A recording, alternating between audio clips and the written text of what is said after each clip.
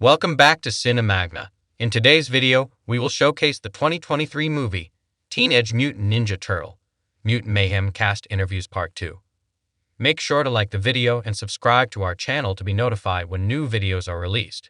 My name is Jackie Chan, Chinese Chen Long. In the Teenage Mutant Ninja Turtles, I play Master Splinter. It's fun. When Seth called me, I was big surprised. I was big fan of him. Tell me about the story. It's about my character. The role is so suitable for me. It's different than the actual movie. Actual movie, on the set, we can think with the director and we talk together how to make the scene, how to move the camera, and how to change the action sequence. We can change all kinds of things. But animation, you have to think so many different good things. It's totally different, but I like to make animation movie because animation never get old. That's one thing I like, and you can do so many things. I cannot in real life. We cannot do it. There's so many action, movement, and I like to do both. I think this film is different than some other long time ago Ninja Turtles. That's especially for the family. Not even you can watch a teenager, the young boy. Everybody can watch, and you can watch the Ninja Turtles from small and get old, and a lot of comedy. And a lot of action comedy actually, and it's about family united, father and son, and harmony. I think the Ninja Turtles, you can dub every language, the whole world will like it. So this is why I highly recommend everybody go to see it. A lot of things I like, just like my Jackie Chan action movies. A lot of action, no violence, comedy, and everybody, the whole family can go to see it. And you can bring your whole family, watch it. A lot of fun. It's an adventure. And a special my character. I like my character. I also like the 4 small Ninja Turtle. Everybody have a personal, different personality. And next time I don't want to through the screen to dub. I want to go to US. I work with the Seth, Jeff, engineer, artist. We create another new action, new comedy together. I hope everybody like Teenage Mutant Ninja Turtles, especially my character, Master Splinter. Hi, I'm Edebiri, and I play April O'Neil in Teenage Mutant Ninja Turtles, Mutant Mayhem. April is a young high school student. She's dealing with a lot. She's got a lot of feelings and a lot of things she wants to do, but she doesn't always have the confidence that she might present at first. She meets the turtles, and she's very excited to get a good story. She's like a very dedicated journalist, I would say, and she wants to get a good story. And as soon as she meets the 4 turtle boys, she's like, "There's something here. I gotta crack this." In the movie, April and the turtles really help each other, and they find each other in spaces where they really need like friendship, and it maybe starts out like as a bit more of a transaction. Like the boys are like, we want to be cool and know a human, and she's like, I want to win a Pulitzer. But they're just I almost said people. They're not all people, but they're just beings who are looking to belong and looking for friends, and so they find each other, and it's very nice. We were able to do some group records, and so I got to do some recording sessions with the boys, and that was very fun and a little bit insane. Unforgettable experience, being in a room performing with 4 teenage boys who are just sort of talking and making jokes. Definitely brought me back to a time in my life when that was more of a present reality. But it really was so cool and so helpful for me, because I think something that Jeff and Seth really wanted to prioritize in this iteration of the movie was the fact that they are teenagers. Like, they are teenage Mutant Ninja Turtles. And the energy of the boys is just, like, it's so infectious, and you can't really replicate that, like the way that they bounce off of each other. And that also, I feel like, gave me more leeway when I would be with them, or when I would do a recording with something that they'd already recorded, to sort of figure out, oh, how would April speak and respond in this situation? Like, it just left room for a lot of play, and I think the sense of humor feels like really authentic because of that. I think the thing that stands out to me the most is that they feel like real teenagers in a real insane New York City, and that sense of like life and fun is so active, and there's so many comedians also, and like amongst like incredible talent, but just like really funny people involved on every side of the project, from writing and directing to acting. So I think people's individual senses of humor were really allowed to shine. I love Seth and Jeff, well, now as people, but like their work. They have such like clear, concise, creative minds, but they're also so down to play. And I feel like I was really able to just like chase the jokes and chase the fun of the movie while finding this character.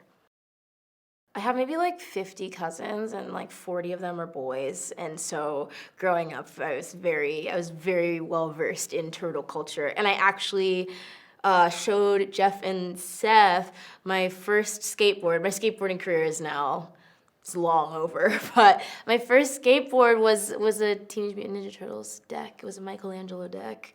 So I was a big fan. So I was very excited, but like slightly confused when I saw the email that I was like, come and audition for this. I was like, right, me? Okay, absolutely, but me? Like, this is something that I really want to do.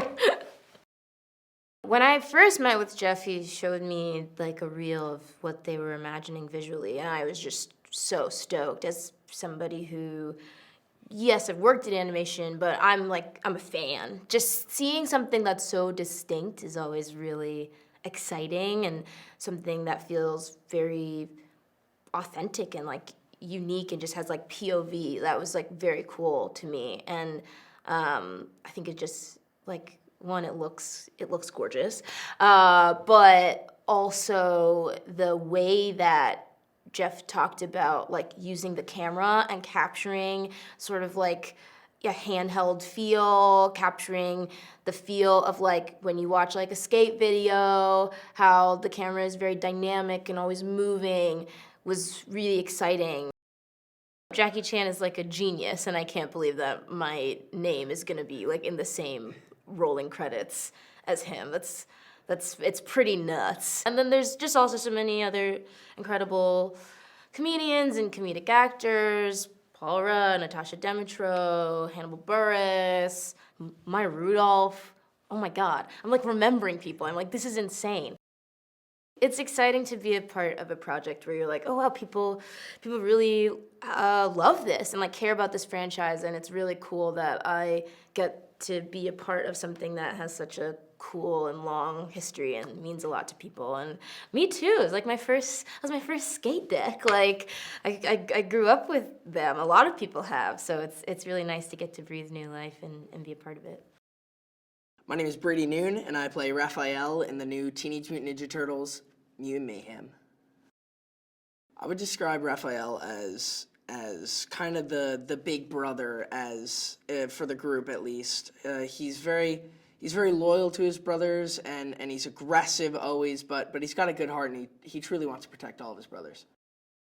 Growing up, I was a fan of TMNT. I watched the 2012 series from Nickelodeon my whole childhood, pretty much. So a lot of that was a big factor into how I took my approach towards Raphael. So that was a big help, and I mean, just being a part of such a franchise that I've loved since I was so young is just such a dream come true. The way that this was different from other voiceovers that I've done before was the fact that it was an ensemble. We were all in the studio together. Prior to this, I was just in the studio by myself, just reading off a script, and which is fine, but this is just a totally different atmosphere and something that I've never done before. So it was just really special and really interesting to see. The movie is actually hilarious, and it's partially because of the improv. I mean, there's times where we go into the studio and Seth will get all set up for all of us, and he'll be like, "Okay, guys, we need you to argue about a topic related to TikTok, and go." And we just go, and they put that in the movie. It was very exciting to work with Jeff, and he played such a big factor into why this movie is to what it is. I mean, he was there for every single session. He was so hands-on, just amazing to work for and work with. I mean, I couldn't ask for a better director, honestly. If I had to sum up the movie in a couple words, I would say it's a group of teenage mutant ninja turtles fighting crime, trying to stop the bad guys, and in all this you find love, happiness, laughter, and it's just filled with a little bit of everything, so you're just going to have to watch it to find out. The turtles really want to experience that human life, or that normal life, and they feel so unique and like almost like an outcast, and they just really want to fit in, but it's hard to them because they're turtles and they fight crime. But I mean, they want to go to high school, and there's a lot of things that get in the way. I mean, you have Superfly that gets in the way, and they have to take care of them and all the mutants. It was super sick working with Ice Cube. He came into the studio with us before, so we do know each other. We're friends. No. It was so incredible. It was surreal. It was so sick to get to work with him, like hand in hand on a project that we were both so passionate about. I mean, Superfly is a brand new villain, so you will get to see him and his whole backstory and breakdown. But kind of his main goal is to kind of, instead of the humans ruling the world, he kind of wants to flip it and kind of reverse the pain that he has felt from the humans on the humans. So he wants to make everyone mutants so they can all experience the same pain. It turns out that April's actually accepting of them and their differences, which is extremely important and kind of gives the turtles hope that there's others like her that will accept them. So I think that's very important. We got Post Malone, we have Paul Rudd, John Cena, so many others that just really fill out that mutant team of superstars now. So I mean, just to have all these amazing actors and unique personalities come on and just all have a common goal of making a awesome TMNT movie is just so sick and amazing. I would describe this film as lighthearted, exciting, thrilling, hilarious, and it's got everything, so grab your popcorn and enjoy. A specific thing that I can think of is just any sort of the fight sequences. I mean, it's so hard to match that animation, like the littlest bit of animation with the effort, so you really just have to put, like I will be fully acting it out in the booth as if I'm on camera, like just to get that authenticity of me running through woods. Now jump, so now I have to jump, so I'll be like, and then start running again. So I mean, I'm also not used to VO. I haven't done like a lot of voiceover work. I mean, I've mainly done live action. So this was definitely a challenge for me. It definitely took me out of my comfort zone, but I feel like I eventually thrived and I love it. Like I genuinely love voiceover. I feel like, especially with this new art style and this new look for these turtles, everyone knows who the Teenage Mutant Ninja Turtles are. So, I mean, just to see them in a different light and with such a humongous cast and in such a big light will be incredible. And I think a lot of people will be able to relate to the movie with diversity and acceptance and just differences. My name is Hannibal Buress. I play Genghis Frog in Teenage Mutant Ninja Turtles. I was a fan. I watched the show. Some stuff is just burning your brain from the night. So yeah, definitely watched the show. Played the game. Like the game was at at arcades, and it was a Pizza Hut, and it was one of the games where it was a 4-player game because it had all 4 turtles, and so got a lot of memories of that. The turtles are definitely well branded in my brain, because that's a different thing too from watching something. Watching something is one thing you can enjoy, but when you can be it and play the game, and so it's just really, it's a lot of memories. Working with Seth was cool, man. I hadn't worked with him for some years, and I didn't expect him to be there for the session, So it was cool to, he keeps the energy high, and yeah, I hadn't seen him in some years, so it brought the vibe up, it made it fun. He got such a distinct voice and laugh. For me, voiceover, I haven't been acting that much. Because, and I like voiceover because you just come in there and you just talk a little bit, and there's no resetting or, light like crazy, oh, we're moving here. Nope, we're still here in the booth. Oh, we're gonna go company move. Nope, still here in the recording booth. Okay, we're gonna get in the van. Oh, you gotta go to base camp and change. Nope, still me just talking. Just say that a little bit different. Oh, say that a little bit different. Oh, say that a little bit. That's the gig, man. That's why I don't act here and there. I did one thing last year. It was a one-day thing. That's my limit right now. I'm not saying I'll never do anything again, but just talking is good. Yeah, I put on no crazy helmets or nothing or anything. Just say it, and then we got all the other stuff. We got Genghis. We know what he looks like. He doesn't look like you. He's a frog.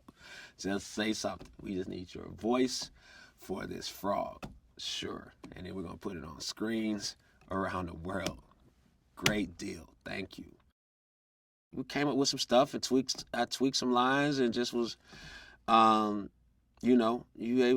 one thing. They bring you in for it, but they have their line. But if you can make an idea better or make it sound more natural, anything, especially in comedy, as long as you're not getting out of the story, most comedy folks welcome, collaboration and enhancing the idea. And just looking at something, it'll sound better like this.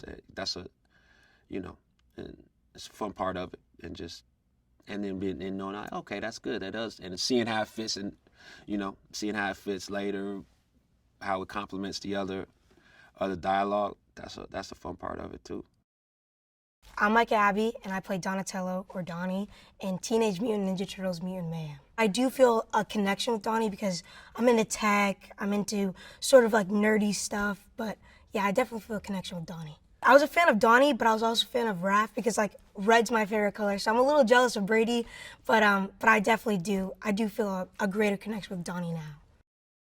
Compared to live action, it's kind of similar in the fact that we filmed this like together as a cast. Like we didn't just film it like one by one unless it was for pickups. But compared to live action, you're always trying to put on this personality. But I felt like in this scenario, and maybe it's because of the character too, but I really could be myself, and I was able to and I made a connection with the people I was working with because I was constantly filming with them instead of filming one-on-one. That's a very unique style from what I've heard, because this is my first thing, but compared to other voiceover movies or voiceover TV shows, you usually just film by yourself in a room with the director and the producers. But in this one specifically, they made sure that all 4 turtles were either on a Zoom call or all together in LA filming together, or whether it was with us and the villains or just us by ourselves, it was always with the other 4 turtles to make sure we had that energy that was we were constantly bouncing off each other. Oh, when we get together, like, in the studio, it's all jokes. Like, my mom was asking me, she was like, "Were you guys actually working? Because it just sounds like you guys are just screwing around." We were just having fun. Like, it doesn't even feel like work to me because I'm just going in a room, reading off lines off a page, and just messing around with friends. We're not even going directly off the script because they encouraged us to improv a lot. So we were just making our own jokes and adding things that we felt like would fit. And if I said something, then Brady thought he could add something, and then Shamon would add something, and then Nicolas would add something, and it would just keep on making it funnier and funnier. Jeff Rowe is so creative and so funny. Like, he's just so energetic. And even if I was on one-on-one or if we're all in the studio together, he just brings that energy, and like he like sparks a lot of creativity, because he'll say like, "Oh, say this," and then we'll be like, "Okay, and then how can I make this sort of my own thing?" And then everyone starts talking, and then it becomes like way more realistic. It becomes not even a part of the script anymore. It's just like just a couple teenagers hanging out. Seth Rogen, we all know him. You know, he's infamous for being like one of the kings of comedy. He's just a good guy. He's very kind. Like, he's just always chill. You know what I mean? Like, a lot of people like see him as like this big famous guy, and you expect him to be like, "Oh no." He's just like anybody else. Like, and he, of course, like Jeff too. Like, they're both teenagers at heart. They're very childish in some ways, but like in a funny way. But they're always just messing around. We're all just having fun all the time. It's like no one can ever take a moment serious. He would be in the studios with us too, and sometimes he'd film with us. But yeah, he would, again, just like Jeff, he would throw things in and be like, "Oh, you know what'd be funny?" And they'd talk about it, and then they'd be like, "Say this," and then it just, with those 2 in a room and then us 4, it's just it's 6 teenagers hanging out and having fun and just cracking jokes the whole time. Donatello is a very intelligent turtle. He's very smart, he's very techie, and some would say nerdy or geeky sort of friend, but he's just one of those people that's more logically, like, he's one of those people that is more left-brained than right-brained.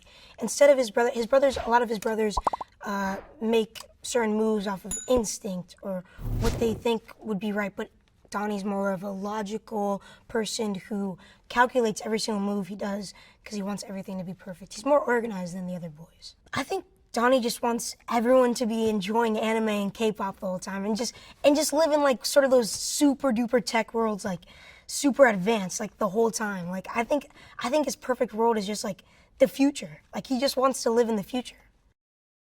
In New York, they're in the sewer and they're just sort of just finding, like, they're in the phase of growing up, of discovery and questioning a lot of things. And obviously Splinter wants to protect them, but they overall just want to find their place in the human world. And they're questioning whether they should, go out and experience the human world and expose themselves, or if they should, keep it as it's always been and stay protected in their little sewer. Splinter is one of those parents, like many teenagers and their parents. He wants to protect his children, but he also sees that they're growing up and that they're not always going to listen to him, just like all the teenagers around the world who want to rebel and, leave the nest. But Splinter's kind of upset about that, and as we see in the movie, he slowly develops an understanding for why these boys feel this way and explains to them many times that there's a reason that he's kept them in the sewer this whole time. I mean, how could you not be excited when you find out you're working with Jackie Chan? Sadly, I haven't met him yet, but I'm telling you, the moment I meet him, I'm going to try and keep my cool, but I don't know how well I'm going to do. Superfly is the villain of this movie, and he is played by Ice Cube, who has such a big personality, and I feel like it's very much portrayed through the animation throughout the movie. But I feel like Ice Cube's perfect to be playing Superfly because he's just so funny and just so, he exaggerates a lot, but he's very like vibrant. Like his character is very vibrant, and that's what you need from a villain. A good villain has to have a good storyline, and a good villain has to be a bad guy, you know what I mean? So, I mean, Ice Cube is just such a funny guy. April is very significant to the Turtles because April is the first sign of hope in humanity that the Turtles see. Because April is the person that, instead of what their dad has been telling them this whole time, is that humans hate you, humans want to kill you, humans want to do horrible things to mutants. But April is kind of the sign of hope that there's still some sort of acceptance in humanity that maybe it could help them gain some sort of place in society. But April obviously is the first person that they meet and that they become friends with. When I first saw Donnie, I was like, oh, this is like a sick character. Like, this guy's cool. Like, I know he's supposed to be nerdy, but he looks so cool. Like, his whole outfit, like, he looks like a cool guy. Like, and the animations, like, the way they animated him to talk and the way they animated him to look, like, it's just very unique and it's very cool. These characters have lasted so long because every single character someone can relate to. You can relate to some sort of personality trait they have or what they do or what they like to do. It's just so relatable. Like, the franchise is so relatable and it's funny. Why would you not want to watch something that's so funny? Like, people want to see more because it's funny and it's relatable and it's for everyone. I think people walk out of the theater feeling happy that they went to go watch it and excited to see more because, I don't know, you might be surprised to see what's coming. But I think people are just going to be really joyful about the experience they had. They can learn that family is important and that no matter what you go through, because there's going to be some arguments, you're always going to have your family no matter what. My name is Nicolas Cantu, and I play Leonardo in Teenage Mutant Ninja Turtles Mutant Mayhem. My relationship with the Ninja Turtles growing up was just seeing them on like every lunchbox and backpack as like I walked through like elementary school. But I think the only like official piece of Turtle media I've ever interacted with was like a Turtles in Time arcade machine.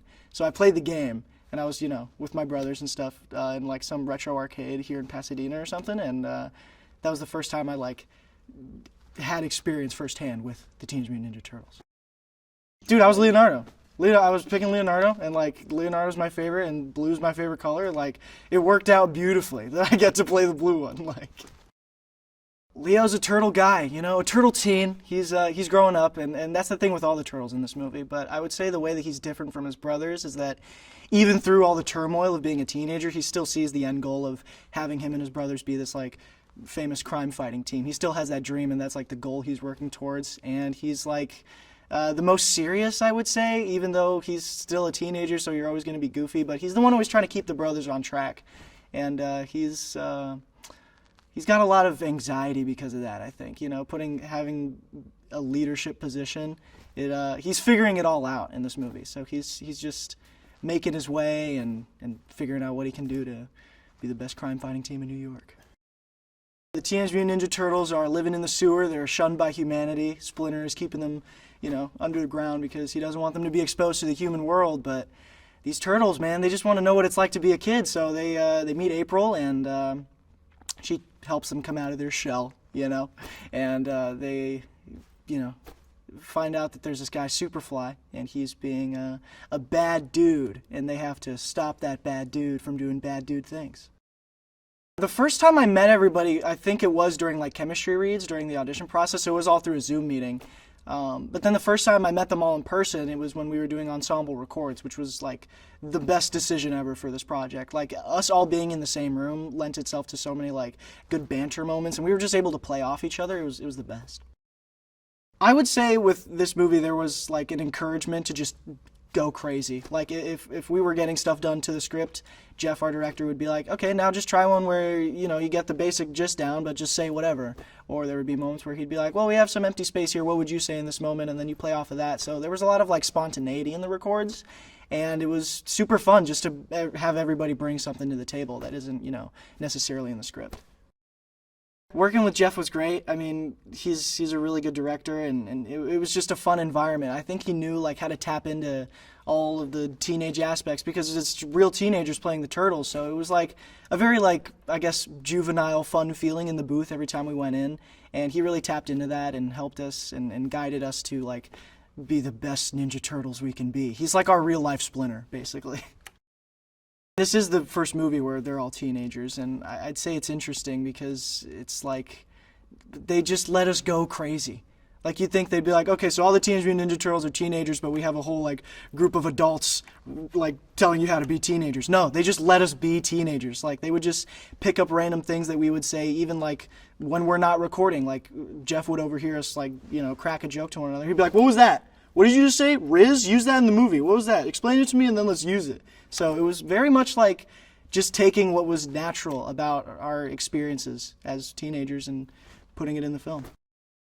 It was a dream come true to work with Seth. I mean, I'm a huge fan of Superbad. I think that's one of like the funniest movies ever. I love that movie so much.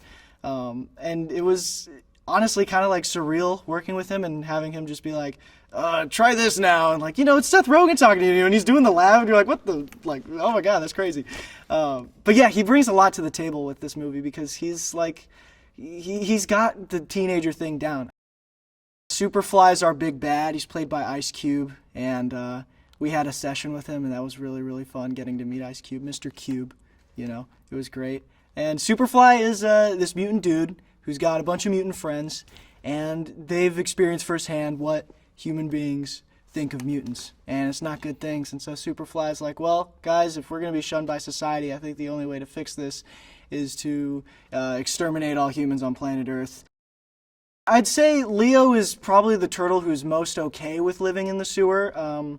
He's very much attached to his father and his teachings, and he's all about, you know, honor and respect and all these things that Splinter's instilling into him so he can be a great leader. But then once he meets April, he realizes that he has this other desire to be a part of the human world. And it's something that his brothers have thought about for a long time, but it's not until Leo establishes a connection with somebody outside of his family and also a stranger and a human being, which is so foreign to him, that he realizes like, oh man, this is super cool and we gotta pursue this life of interacting with the world above.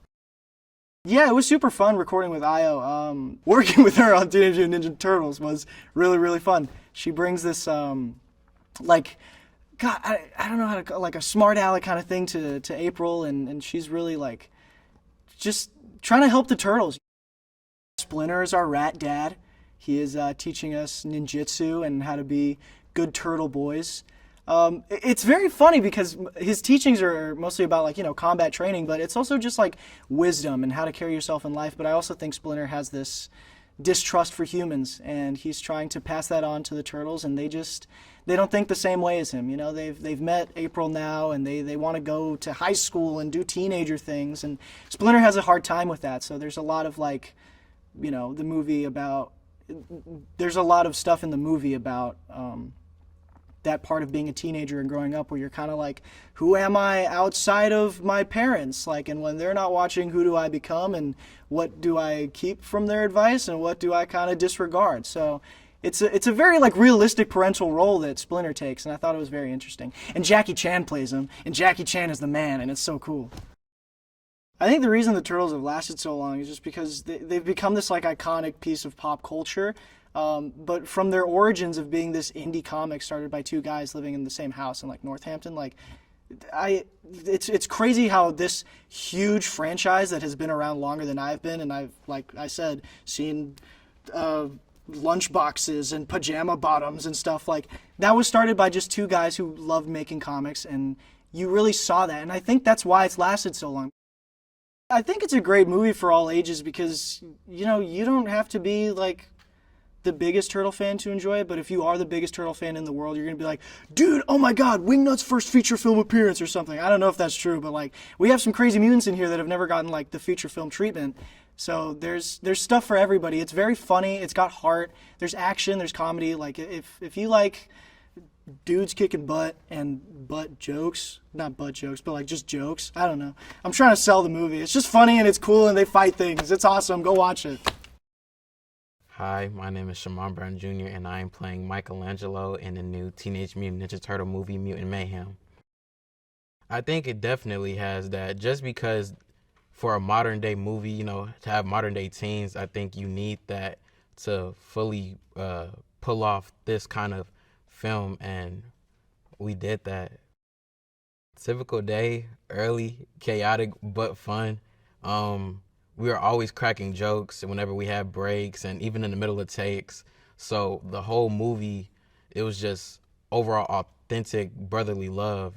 In the time that I've known these guys, it's just been amazing and incredible. And a lot of people don't get to, you know, be in the same booth together, and to have 4 teenagers is kind of crazy, but it's also fun at the same time.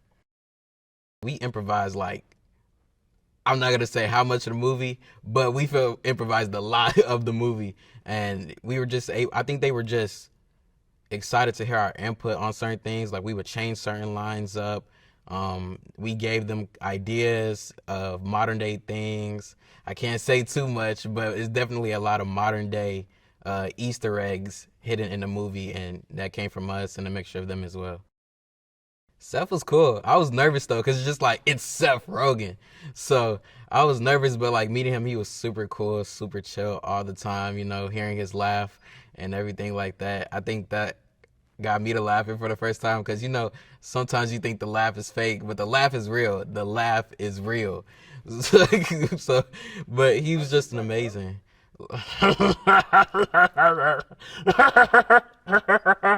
Something like that. With Seth, he just kind of told us to be ourselves almost. You know, of course, be the characters and read off the script and everything, but just really have fun with it. Like, that's the reason we kind of went off script so much, because Seth was super open to us and our ideas. We would add certain things, and he loved it. He was super open to it. So shout out to Seth for that.